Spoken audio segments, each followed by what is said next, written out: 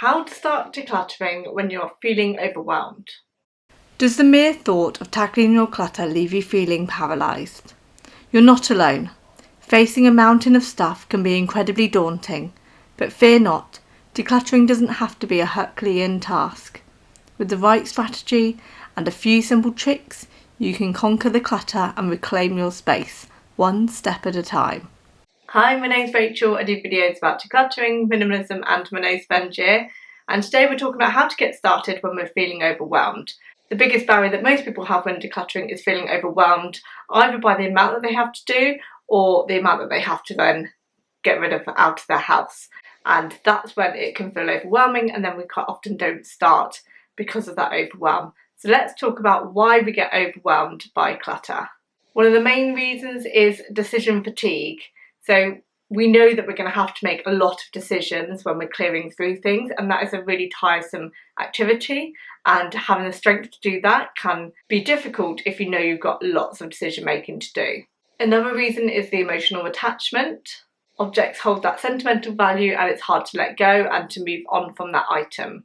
And we've also got the fear of the unknown. Letting go of items from the past gives us that fear of not knowing what's going to happen moving forward and where that's going to take us. It often feels like we're giving up a bit of our past to be able to move on to our future, and letting go of past is quite difficult to do.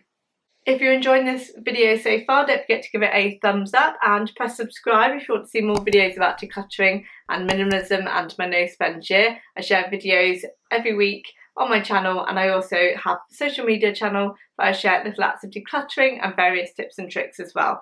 So check me out if you want to have more information. Let's talk about some tips and tricks to overcome the overwhelming feelings.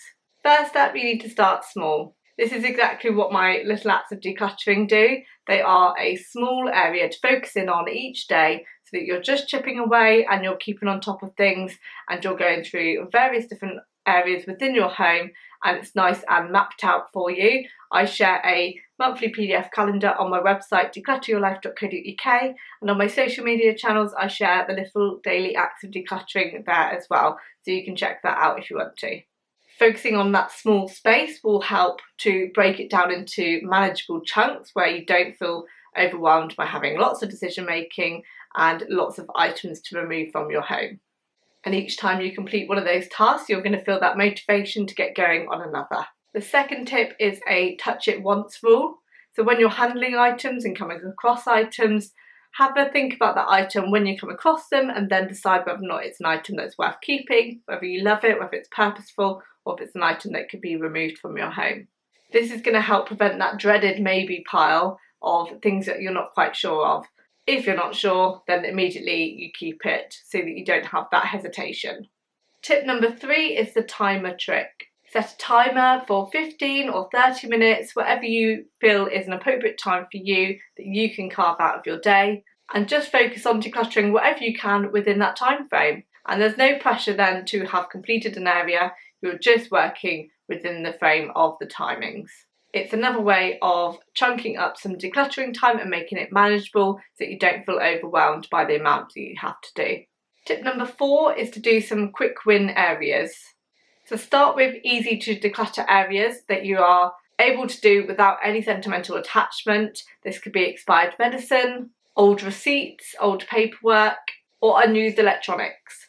These quick wins will provide a sense of accomplishment and will give you some momentum to keep going with decluttering in other areas. If you want to overcome emotional attachments to your things, let's go through some different strategies to help you manage that. First of all, the gratitude method. Thank each item for its service and how it has helped you on your journey, and then be able to let it go.